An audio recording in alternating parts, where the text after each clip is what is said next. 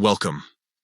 In this video, we'll guide you through the simple steps to forward a channel message on WhatsApp Web using your PC with the latest update. Let's get started. First, open WhatsApp Web on your computer by visiting web.whatsapp.com.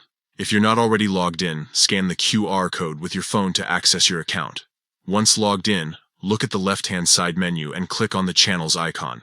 This will display all the channels you've subscribed to.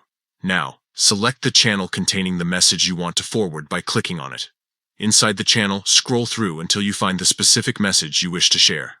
Once located, hover over the message and click on the menu icon 3 dots that appears next to it. From the drop-down menu, select Forward. After that, click on the forward icon, which looks like a paper airplane.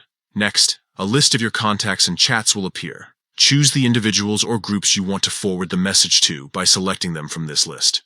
You can also use the search bar to quickly find a specific contact or group. Finally, after selecting your recipients, click on the Send button. And just like that, your message has been successfully forwarded.